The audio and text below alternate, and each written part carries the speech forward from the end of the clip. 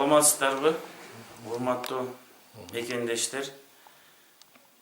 Мен жанагы Бауыржандын иши боюнча, ошонун маселеси боюнча кайрылып кетейин дегем.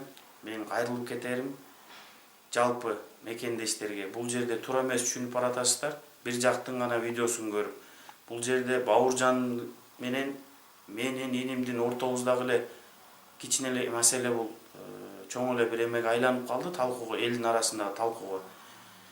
Биз магазинге эч кандай тиешебиз жок өзү негизинен. Любой бир эмеден сураштырып келгенде деле эч кандай магазинди билбейбиз деле, биз как покупатель катары, бир немени сатып алуучу катары эле кирип аткан болчук.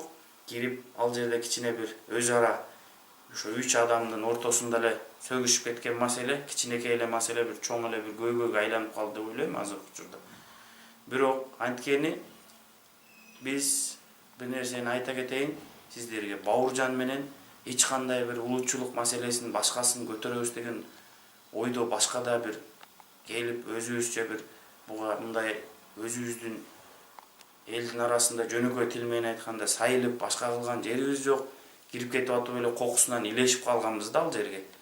Анан охранниктер менен жанагы кароолчусу ошо күзөтчүсү менен сүйлөшүп аткан сөздү сен кимге сүйлөп атасың бери келгин деп сөгүп башка кылып. Бирок Бауыржан өзүн сөккөн жерлерин эме кылып койсо болмок. Өзүнүкүн деле коюп кичине бир реалдуу түрдө болмок, ошондо элдин арасында деле эл деле туура эмес түшүнбөй туура жакка кабыл алат эле деп ойлойм. Бауыржан бирок өзү сүйлөгөн учурда өчүрүп коюп эме кылды.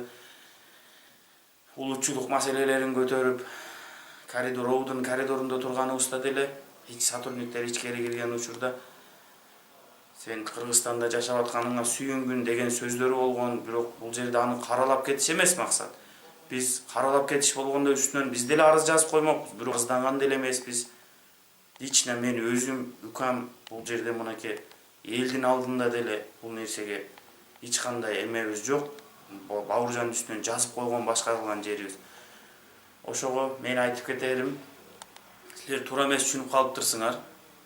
Мекендештер, мен силерден Бауыржандан эмес, туура эмес ойлоп калбаңыздар. Бауыржандан кечирим сурап биз күнөөлүү да деген ойлор болбосун. Жалпы элди ошо улутчулук маселесин көтөрүп атат деген элдин арасында болуп аткан сөздөр үчүн мен кечирим сурайм. Мыйзамды сыйлаган жаран катары айтып коем. Мен деле ошол Кыргызстандын жаранымын. Бауыржан менен тең укуктуумун. Мен де бөлөм деген бир кошуна болуп эле жашайбыз биз. Алейкум мекендештер. Мен Махмутжанов Мухаммадияр Махмутжанович. Мен Бауыржанды сөккөн баламын. Бауыржанды эле сөккөн, мен башка элди сөккөн эмесмин. Сиз өзлөрүңүзгө алып алган болсоңуз кечирим сурайм силерден. Белгисиз эки жаран мага кайрылып, ушул баланын көтүнө бир тээп айдап чыкпайсыңарбы деп озугалык сөздөр менен обращать эткенде, мен аларга айттым, эмне себептен мындай кылып атасыңар десем, шерии келип кыргыз элим дебегин, Кыргызстан эли деген биз да жашап атабыз деп улут аралык маселени көтөрүлдү да. Анан беркинси озугалык сөздөр менен ар намысыма шекиттеп сөктү. Кадырбеков Бауыржан Абдумаликовичтин иштери боюнча айта кете турган болсок, эки материал катталган. Биринчиси 03-04 Бауыржан тараптан арыз түшүп атабы? Бауыржан тараптан арыз түшкөн. Биринчиси тууралуу айта кетсем, 03-04-2019-602 сандуу иши боюнча Өзгөн шаарынын Манас көчөсүндө жайгашкан Турсунбай ата магазининин алдында эки өзүнө бейтааныш болгон азиат улутундагы балдар зомбулук көрсөтүп, акарат кылып сөккөндүгү тууралуу арыз менен кайрылган. Жогорудагы арыз боюнча бейтааныш болуп өтүп жаткан атуулардын бүгүнкү күндө өздүктөрү такталып, алар Өзгөн шаарынын тургундары Махмутжанов Мухаммадияр Махмутжанович жана экинчиси Абакжанов Султанбек Махаммад Расулович дегендер бүгүнкү күндө өтүп жатат, тергөөдө текшерүү иштери жүрүп жатат.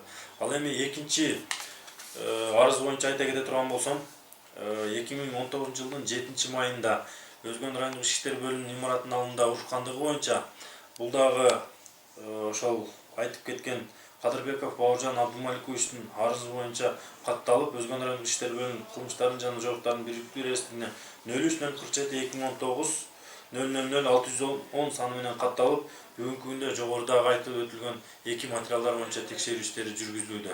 Комитеттин төрайымын, Темирбаева Акылаймын. Бир пикир жаралып атат да. Ошол укук коргоо органдары бир тараптуу карап, бир улуттун өкүлүнө тартып атат деген бир баягы сырттан туруп алып, бир өзү ушундай бир боек берген дагы бир пикирлер пайда болуп атат да. Анан сиз ушул жердин бир жагы революционер активист катары, өзгөнүн жашоочусу катары ушул нерсеге кандай каралып атат ушу иштери? Менимче биздин иштеген жетекчилердин баары туппа туура эки тарап кылбай эле экөөнү теп-тегиз эле карап атат, чындык менен кетип атышат. Просто баягы Бабыржан мурда милициялар менен урушуп калган үчүн көп жамандыктарды милицияларга оодарып коюп атат. Андай эмес. Бул жан дагы ооздон чыгат, сүйлөгөн сөз да ооздон чыгат. Ошон үчүн чындык менен аял кишинин урганы жөнүндө туура эмес иштер башталып кетип атат. Биз улут ажыратпашыбыз керек, баары бир туугандын балдарыбыз. Мен Мырзака айылында өкмөтүнүн обком айылынын байыл башчысы болом. Мына ошо акыркы 2 күндө ошол Бабыржандын окуясы боюнча бир башкача боек кылып интернетте да бир улуттук маселеге айландырып, анан ушу бир тараптуу карап атат деген бир пикирлер жаралып атат. Эми сиз ушул өзгөн районунун жашаачусу катары, ошол Бабыржанды билген аксакал катары мындай эмне дейт элеңиз чынында? Мисалы башка Россия, башка биздин мекендештерибиз бир башкача кабыл алып атышат да. Бул нерсени башкача кабыл албаш керек. Себеби биздин айыл өкмөттө элдерибиз жакшынакай эле турмушта жашап атышат. Анан бул өзгөндө болгон окуя бир эки баланын ортосунда эле болгон нерсе, бул муну көп эле разбат этип арга жака жайылтыштын эч кандай кажети жок, кереги да жок мындай нерсенин. Биз тынч жашап атабызбы? Азыр ушул убакта жакшынакай жашоодо жашап атышат элдер, эч кандай арыздашуулар башкаларга биз жол бербейбиз.